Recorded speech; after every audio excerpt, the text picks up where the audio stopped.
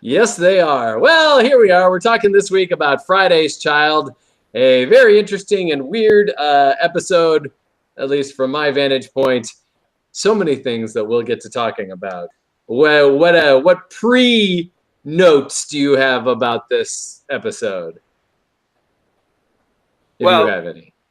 the first thing that I hear when I hear the title, Friday's Child, is that old nursery, rhyme. Tuesday's child is full of grace. Wednesday's child is full of woe. Thursday's child has far to go. And Friday's child is full of, loving and giving. Friday's child is loving and giving. So you're expecting a kind of warm episode. You find out right away that you have a pregnant mother. And you're like waiting for the Friday's child. You're not getting it because this is a warrior culture where everybody wants to fight and the mother doesn't want the child. It was funny because I didn't even know where the title came from, so I'm glad you answered that question. But you're totally right. It makes absolutely no sense in regards to this episode, it seems like. So, I mean, I don't know. I guess kind of the ending is warming and loving. And you have a nice ending. But who knows what that child goes on to become as well, you know what I mean? In this weird warlike, society, and then you find out that her mom's not dead, right? The mom's not dead at the end of the episode. No, she lives. So that was something that was supposed to happen in the original writing of this episode. So DC Fontana writes this original, take on this script.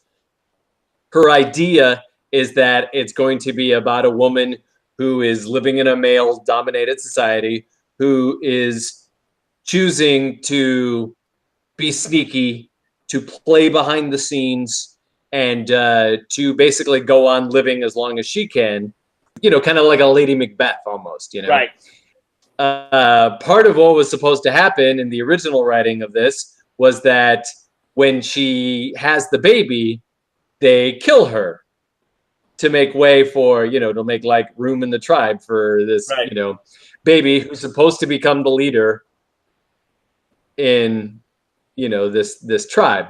So imagine reading that, right? This very interesting, very, thoughtful, very manipulative woman, and plus you got Julie Newmar, who, is in it. So you're like, okay, well, this could be a really fun, dark-ish episode that we're going to get.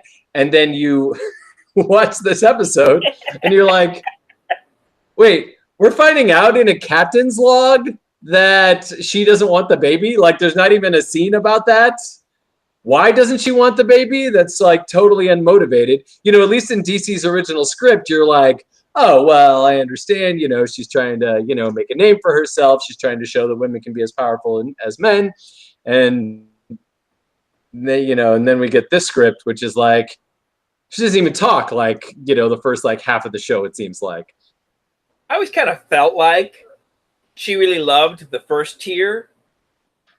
And so in the other tier, I mean, you can imagine that situation. You're married to somebody, you're having a child, even if it's in the old arranged marriages way, where it's like, do you love me? Do I what? Speaking of Fiddler. That's right.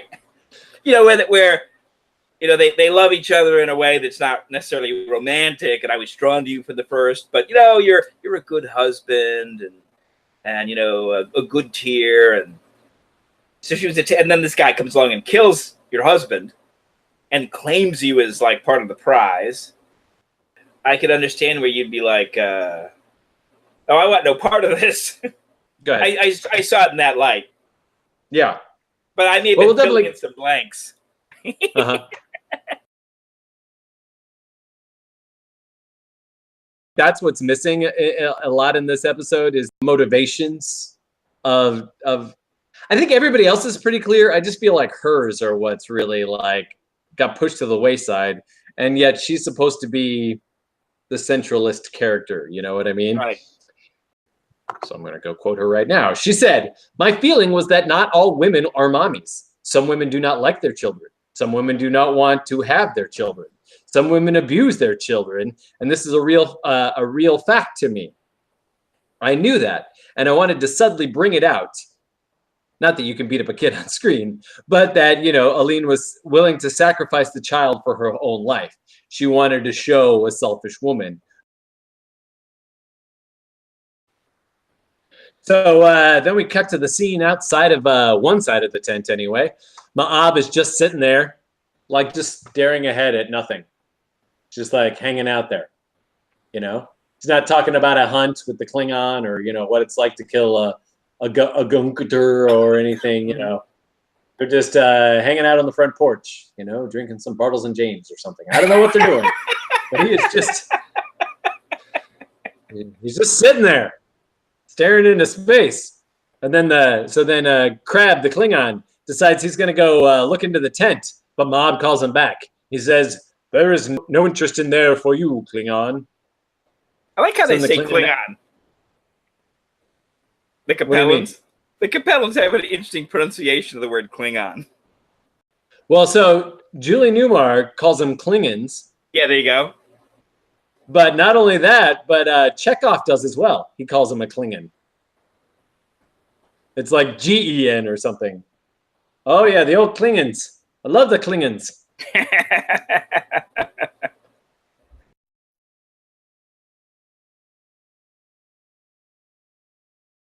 Bones says then, hey, Captain, no matter what she says or what happens, I'm going to fix Eliane's arm.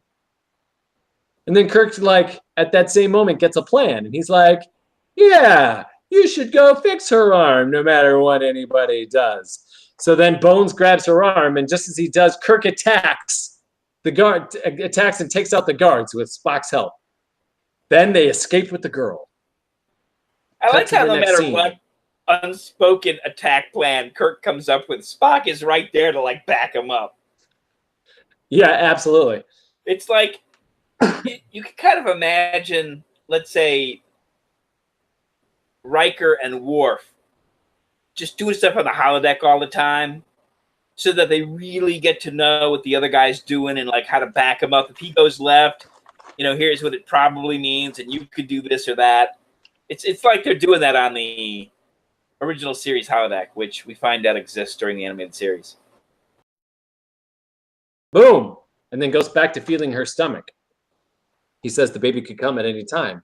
She says, how would you know this? By just touching me. There are elders in my tribe who don't understand this. And he's like, because I'm a doctor, that's why. It's basically yeah, this is like the most non-explanation explanation. Yeah, exactly.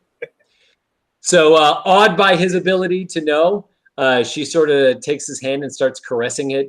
Then Spock walks up and gives him this look, like,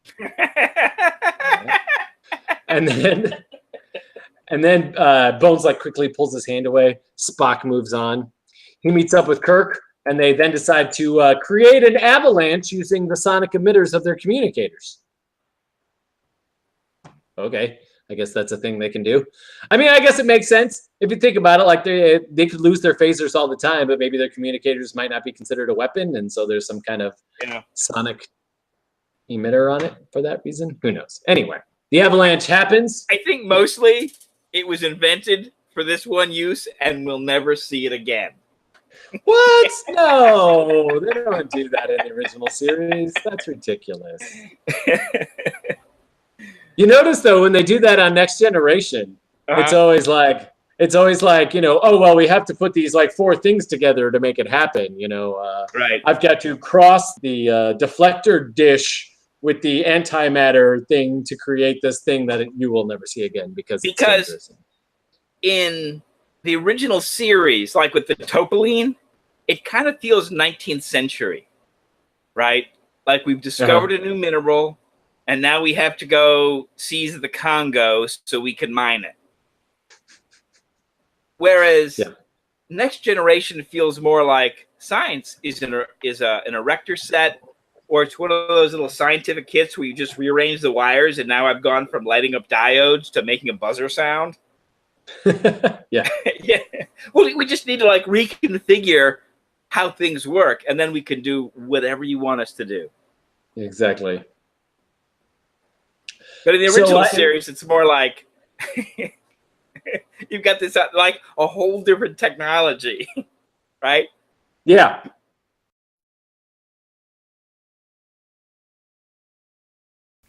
Thanks for watching this little tease of our podcast. For the full fun, you should search for The Brothers Trek About on Stitcher, on Apple Podcasts, or on SoundCloud. The links are below.